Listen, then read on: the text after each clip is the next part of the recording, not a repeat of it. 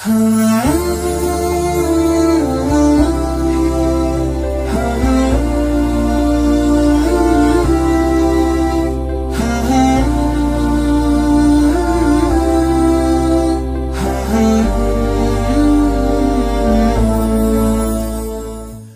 алейкум, урматтуу бир туугандар, кадырман көрүүчүлөр. Улуттук биринчи каналда ыйман сабагы программасы назарыңыздарда. Биз бүгүн мекенди сүйүү жана мекенге кызмат кылуу, тынчтыктын маанилүүлүгү темаларында сөз кылмакчыбыз. Ал үчүн биздин студиябызга Кыргызстан мусулмандарынын дин башкармалыгынын фатва бөлүмүнүн башчысы Жоробай ажы Шергазиев устазыбыз келип отурат. Студиябызга кош келипсиз. Сөзүбүздүн башында ушул негизи эле багы мекенди сүйүү дегенде багы чоң масштабта карайт эмеспизби? Негизинен биздин шариятта мекенди сүйүү, сактоо кандай каралган? Темабызды ушундан баштасак. Бисмиллахир-рахманир-рахим. Алхамдулиллах. Вассалату вассаламу аля расулиллах. Эң алгач жараткан Аллах субханаху ва таалага чексиз мактоолор болсун. Сүйүктүү пайгамбарыбыз саллаллаху алейхи вассаламга Алла тааланын үзгүлтүксүз салават саламдары болсун. Чындыгында мекен бул адам үчүн өтө ыйык жер да. Адамдын киндик каны тамган жер, ал төрөлгөн жер, өсүп чоңойгон жер.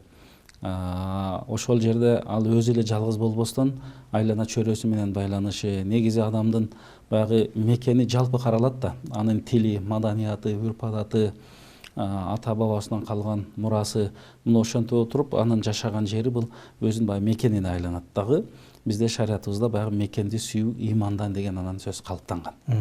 Мына ошондон дайыма адам баласы өзү баягы кайсыл жерде жашабасын, ал баягы какыраган чөлдө жашайбы, же бир тоодо жашайбы, же башка жерде кайсыл жер болбосун, ошол туулган мекенине адамдын кусалыгы арта берет экен дайыма. Кандай жер болбосун. Ошондон пайгамбарыбыз деле өзүнүн жашоосунда баягы Меккеде баягы даваты баягы аябай кыйынчылык болгондо Алланын уруксаты менен Мадинага көчөт да. Мадинага көчкөндө ошол Меккеден чыгып Меккени карап пайгамбарыбыз айткан экен да. Я Макка ма атябука ва атябу рихука деген экен. Мындайча айтканда, о Мекке кандай сонунсун, кандай жыпар жыттуусун. Эгер менин коомум сенден чыгарбаганда масаканту гойрека, мен сенден башка жерде жашамак эмесмин деген экен да. Баягы аргасыздыктан ошол баягы Мадинага көчүп кетип атат. Эми пайгамбарыбыздын Мадинага барып, Мадинаны мекендеди да. Мадинаны мекендегенден кийин ошол жерге пайгамбарыбыз бата кылып атат дейт да. О Алла Таала Ибрахим пайгамбар Меккеге бата кылган сыяктуу, Ибрахим пайгамбар ошо баягы аялын, баласын таштап, ошол жерге Кудай Таала өзүң береке бер, тынчтык бер деп бата кылат да. Мен эми Мадинага бата кылам дейт да. Биздин сүйүүбүздү баягы Мадинага, Меккеде кылгын, балки Меккеден да көбүрөөк Мадинага сүйүктүүрөөк кылгын деген батасы бар. Андан кийин баягы Ибрахим пайгамбар Меккеге баягы береке менен бата кылган болсо, Мадинага ошол берекенин 2 эсесин бер деген да. Мына ошондон пайгамбарыбыз баягы сапарларга чыкканда, баягы өзүнүн мекенине Мадинага кайра жөнөгөндө, эми ал убакта төө менен баягы ат эшек менен жүрүшкөн да. Пайгамбарыбыз кандай унаада болбосун, баягы Мадинага жакындап, Мадинанын дубалдары, алыстан дарактары көрүнгөндө баягы унасын тездетип калчу экен да. Баягы шашылгандыктан. Тезирээк жетейин, баягы сагындым, кусалыгымды жазайын деп баягы ошол баягы шашылгандыгын, жакшы көргөндүгүн билдирген экен да. Ошондон пайгамбарыбыз өзүнүн сөзүндө дайыма айтат, бул сапар деген бул азаптын эле бир бөлүгү. Мындайча айтканда, ар кандай кыйынчылыктар болот, адам чаңкайт, чарчайт, ооруп калышы мүмкүн. Бирок пайгамбарыбыз айтат да, кимдин ошол сапарда баягы максаты, жумушу, иши бүткөн болсо, тез үйүнө кайтсын, мекенине кайтсын деген пайгамбарыбыздын сөзү бар экен. Мына ошондон баягы бизде тарых китептерде, эми шарият китептеринде жазылат экен. Баягы мисал катары ошол какыраган чөлдө жашаган бир арабка айтышкан экен да. Күн чак түш келип, керек болсо дарактардын эч нерсесин көлөкөсү жок болуп, аябай ысып калганда эмне кылат элеңер десе, биз ошол таягыбызды кармап алып, малыбызды бага беребиз. Кээде чарчап кеткен болсок, ошол таякты чөлгө бир сайып туруп, башыбызга оронгон жоолукту ушундай ага илебиз, ошондон бир аз көлөкө пайда болот. Ошол көлөкөгө жүзүбүздү тособуз, көлөкө болот. Анан бир аз желкесе, баягы Персиянын падышасы өзүнүн тактысында жаткандан дагы жакшыраак жыргайбыз деген экен да. Болгону бул жанагы өзүнө болгон мекенин болгон сүйүүсү да. Мына ошондуктан баягы Алла Таала Куранда айтат: "Валакум фи расулиллахи усватун хасана". Силер пайгамбардан жакшы үлгү алгыла дейт да. Жакшы үлгү алгыла дегени демек пайгамбарыбыздын мана ушул жаатта баягы мекенге болгон сүйүүсүн, ошол эле учурда мекендеги жашаган адамдарга болгон жакшы мамилесин, чогуу ошол мамлекетти баягы өсүп өндүрүү ар тараптан мына ошого баягы салым кошуу боюнча жакшы өз насааттарын айткан да. Эми шариятта өзүңүз жанагы тынчтык деген сөздү камтып кеттиңиз. Шариятта тынчтыктын баалуулугу кандай белгиленген? Мисалы ошол адамдар арасында ынтымактыкты, билимдикти сактоо үчүн биздин динибиз эмне дейт? Кандай кадамдарга баргыла дейт? Ооба, бул жаатта эми динде аябай сөз көп, бирок баягы тынчтык деп калганда, тынчтык деген бул дагы баягы Кудайдын ошол жерге берген немат экен да. Мисалы мекен деле ошондой немат. Мисалы кээ бир элдер бар, алардын мекени жок. Биздин Кудайга шүгүр дешибиз керек, мекенибиз бар. Өзүбүзгө таандык болгон жарандык паспортубуз бар дегендей. Мекенибиздин чети баягы такталган, мына такталып бүтүп атат. Андан кийин өзүбүздүн колдонгон акчабыз бар деген, мындай бир туубуз бар дегендей, баягы гербибиз бар дегендей, бул дагы Кудайдан берген чоң немат экен да. Мына ошондон баягы тынчтык болгон жерде өнүгүү болот экен. Мына ошондон баягы пайгамбардын сонун бир хадиси бар. Пайгамбарыбыз айтат: "Ман асбаха минкум аминан фи сирбихи" дейт. Мааниси, ким эрте менен баягы эс алып турат да, эрте менен көз ачканда мамлекет тынч мамлекетте ойгонсо дейт да. Эми алымдарыбыз айтат, баягы мындайча айтканда, үйүндө ойгонду эрте менен, үйүндө тынчтык. Көчөгө чыкса, жолдо тынчтык. Жумуш иштейин десе, жумуш бар. Мамлекетте ал адамдын жанына, анын мал мүлкүнө, анын үй бүлөсүнө такыр коркунуч жок дейт да. Ушундай адам ойгонсо дейт. Андан кийин муафан фи жасадихи. Ал адамдын 6 саны аман болсо дейт. Ден соолугу таза болсо, ору сыркоолордон алыс болсо, андан кийин валаху кута йомихи. Анын бир күндүк тамагы бар болсо дейт. Үйүндө эрте менен кеч тамагы бар болсо, факаннама хизатуд дуня бихазафириха. Мындайча айтканда, бул дүйнөнүн бардык байлыгы ошол адамдын колунда дейт да. Аны бай деп эсептей бер деген маани. Себеби бул эмненин артынан келип атат? Мына ошол тынчтыктын артынан келип атат. Ошол тынчтык болсо стабилдүүлүк болот, туруктуулук болот, экономикада, социалдык тарапта, бардык тараптан ошол жерде өнүгүү болот экен да. Мына ошондуктан баягы мекенге болгон сүйүү, ошол мекенге кызмат кылуу менен баягы бекемделет экен да. Андан кийин тынчтык дегенде, тынчтыктын мааниси баасы дагы өтө чоң да. Мисалы кечээки биздин кошуналар менен болгон эле бир коболоңдо канчалык тынчтыктын маани маңызын билип атабыз. Мына ошол токтоп бир азыр туруктуулук жолго түшкөнүбүз дагы, мамлекеттин өнүп өскөнү дагы уже билинип атат да, мындайча айтканда. Мына ошондуктан бул шариятта деле тынчтыктын баягы баасы аябай зор. Ага биз колдон келишинче баарыбыз баягы ушул мекенде жашаган ким болбосун, ошол жетекчиден баштап эң акыркы адамга чейин колдон келишинче ушул мамлекеттин туруктуулугун, бекемдигин, анын тынчтыгын сактоого салым кошуш керек. Эми ушул жерде мындай суроо пайда болот да. Мекендин тынчтыгына дагы бүлүк салгысы келгендер бар да. Ооба. Аларга биздин динибиз эмне дейт? Кандай кайрылат? Эми алардын алдын алуу үчүн эмне кылыш керек? Эми чындыгында мекен болгондон кийин ал жерде сөзсүз түрдө мамлекет болот. Анан мамлекеттин өзүнүн мыйзамы болот. Себеби адамдардын жашоосун жөнгө салган сөзсүз түрдө мыйзам керек да. Болбосо, мыйзам болбосо бул башаламандык болот. Башаламандык болот. Мына ошондон ошол мыйзамдын чегинде жашаганга аракет кылып, ошол мыйзамды бузбаганга аракет кылышыбыз керек. Азыр биз эми ушундай мыйзамдуу заманда жашап атабыз, ошол мыйзамды бузган өзү күнөө деп эсептелип кала берет. Ал эми мамлекеттин коопсуздугуна доо кетирген, бул чындыгында баягы мамлекеттүүлүк дегенде ага баягы туура эмес мамиле, чыккынчылык катары дагы каралган учурлар болот да. Кыянаттык болот. Мисалы, мамлекет дагы бул аманат да. Аманатка кыянат кылбаш керек. Алла Таала Куранда айтат: "Силер аманатты өз ээсине тапшыргыла. Силерге берилген аманатты толук аткаргыла." Мекен бул Кудайдын берген нематы, аманат болгондон кийин ошол нерсени сактаганга биз колдон келишинче аракет кылышыбыз керек. негизинен ошол кээде баягы жанагындай тынчтыкты бузабыз деп калган адамдар болуп калат да. Ошондойлорго мисалы шариатта эмне деп акыл насаат айтат? Мисалы ошол мисалы дин бул насихат. Дин бул насихат дегенде пайгамбарыбыз айтат, баягы мусулмандарга кайрылып атат да, ла тахасаду дейт. Силер бири-бириңерге ичтарлык кылбагыла. Бирөө бирөөгө ичтарлык кылышы мүмкүн. Анын ошол отурган ордун каалабашы мүмкүн. Башка болсун же мамлекетке бүлүк салышы мүмкүн. Ошондо атайын ошол мыйзамда каралган, мисалы уурулук кылган болсо анын өзүнүн жазасы бар деген сыяктуу. Же бирөөнүн акысына кол салган болсо, ал деле же мамлекетте фитна бүлүң салам деген болсо, анын дагы өзүнө жараша жазалары бар да. Мына ошонун негизинде, таризинде булар бардыгы баягы иш жүзүнө ашырылып кете берет. Жана аябай жакшы нерсени айттыңыз да, баягы азыр мамлекет баягы өнүгүүнүн жолуна түшүп кетип атпайбы? Анан эми жарандар ошого кандай салым кошуш керек мекендин өнүгүүсүнө? Ооба, жарандар эң биринчи ошол мыйзамдуулукту сакташ керек. Азыркы эми заман менен айтабыз да, ошол мыйзамдуулукту сактоодо эле баягы эле айланып келип адамдын өзүнүн ыйманына, анын намысына, анын тарбиясына, алган билимине, мамлекетке канчалык кошкон салымына жараша боло берет да. Ошондон баягы мамлекет бизде баягы кыргыз жараны деген дагы концепция кабыл алынбадыбы?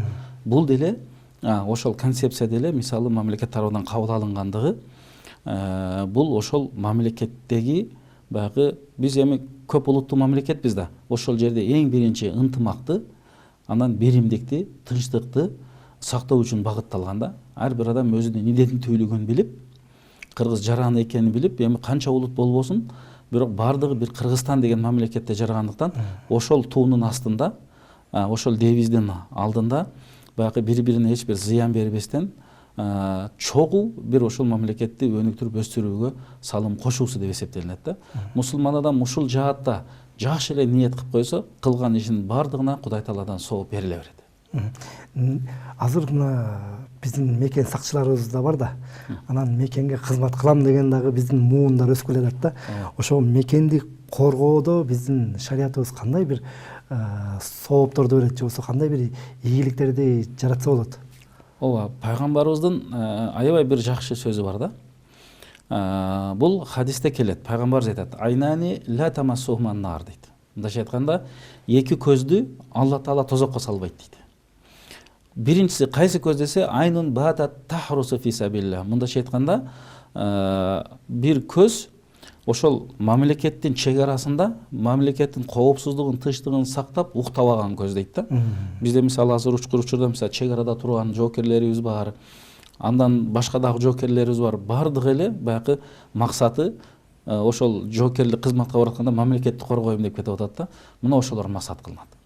Экинчиси айнын мындайча айтканда Алла Тааланын улуулугун эстеп, жакшы иштерге даярдап койгон бейишин, жаман иштерге, күнөө иштерге даярдап койгон тозогун эстеп туруп, Алланы эстеп туруп жүрөк көзүнөн жаш тамып кеткен көздү дагы Алла Таала тозокко салбайт дейт да.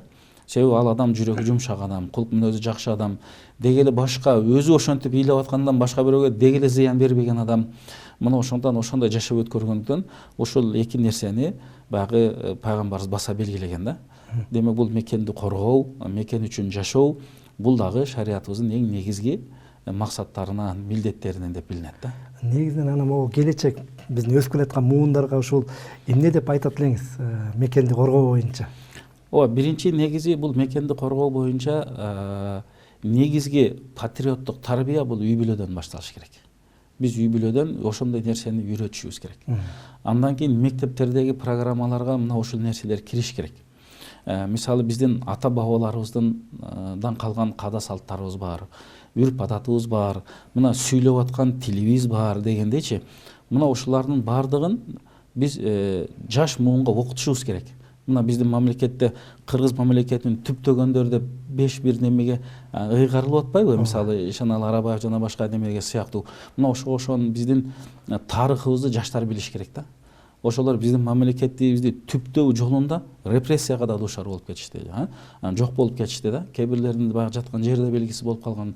Андан башка канча кыргыздын мен деген атуулары, жарандары жок болуп кетти ошол жолдо.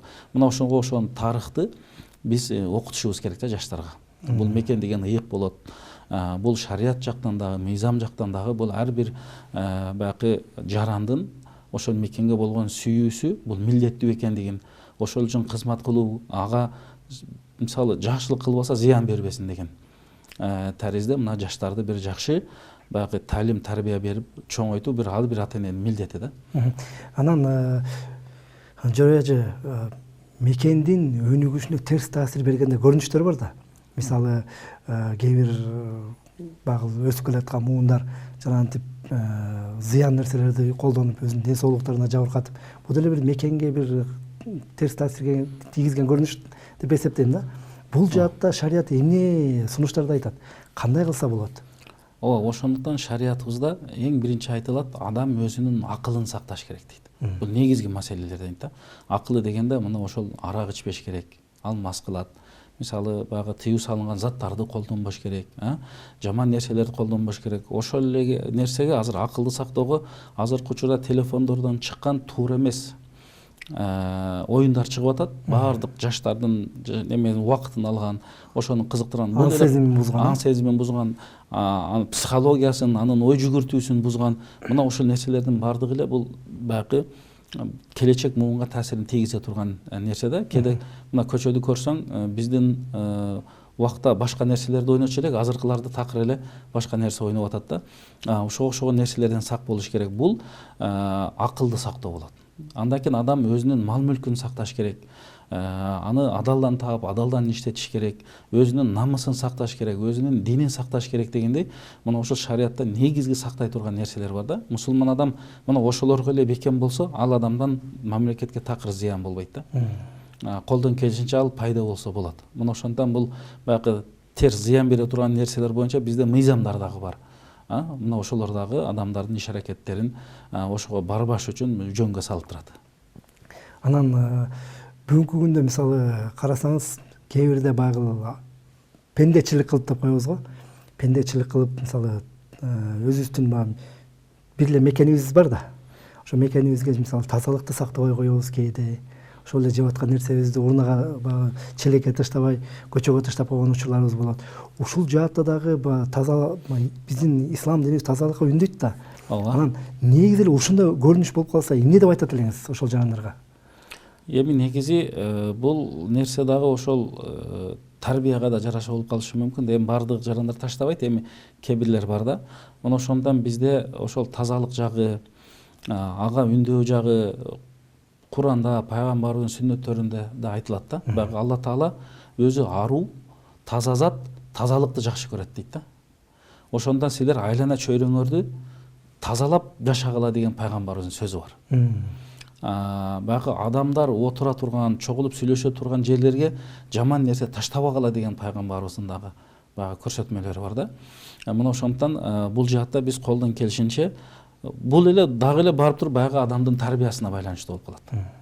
Мына ошондуктан биринчи үйдөн, андан кийин мектептен биз балдарга жакшы бир багыттарды беришибиз керек да. Бул мамлекет чындыгында кээ бир мамлекеттерге барсаң, эч бир таштанды таппайсың. Кээ бир мамлекетке барсаң, таштандын эле жери болуп калган да. Мына ошондуктан биз жаштайынан үйрөтүшүбүз керек да. Ошол таштандыны өз ордуна таштай турган, ар бир нерсени өз ордуна коюш керек да. Кээде бизде баягы зулумдук деген сөз бар да. Зулумдук деген сөздүн биринчи баягы анын шариаттык эмес, лексикалык маанисин алганда, зулумдук деген баягы бирөөгө зыян берүү да. Деген эмне десе, бир нерсени өз ордуна койбосоң, ошол зулумдук болуп калат экен. Бул лексикалык мааниси. Мисалы, ошол таштанды чакага, челекке барып ташташыбыз керек негизи. Аны жөн эле адамдардын жолуна таштап койгон болсок, демек мен зулумдук кылдым. Мамлекетке болгон ошол жерден өтө турган адамдарга зулумдук болуп калат экен. Себеби сен өз ордуна койгон жоксуң да ар бир нерсени. Ошондон биз ошол нерседен дагы эмне кылышыбыз керек? Сактанышыбыз керек. Баягынча бир анын моралдык жактан болсо дагы терс таасири бар экендигин сезишибиз керек да. Мисалы, ошол нерсени өзүбүз үйүбүзгө же коробузга таштаганды жакшы көрбөйбүз. а бирок сыртка таштап кое беребиз да. Бул да туура эмес болуп калат. Ошондуктан баягы баардык нерсе башатына дегендей акырын тарбиядан айтуу менен негизи ошол жакшы адамдар, жаштар үйрөнгөн болсо мындай нерсе көрүнүштөр болбой калат буюрса. Урматтуу Жорой ажы, биздин убактыбыз дагы зымырап өтүп кеткен экен. Чындыгында студиябызга келип убактыңызды бөлүп келип бергениңизге терең ыраазычылык билдиребиз. Урматтуу телекөрүүчүлөр, улуттук биринчи каналда Ыйман сабагы берүүсү программасын көрдүңүздөр. Биз бүгүн ушул мекенди сүйүү, анын кадырына жетүү, тынчтыктын маанилүүлүгү туурасында сөз кылдык. Биздин программаны ар жума сайын улуттук биринчи каналдан көрө аласыздар. Эфирде мен Максат Атабаев алып бардым. Кийинки эфирлерден көрүшкөнчө аман эсен болуңуздар.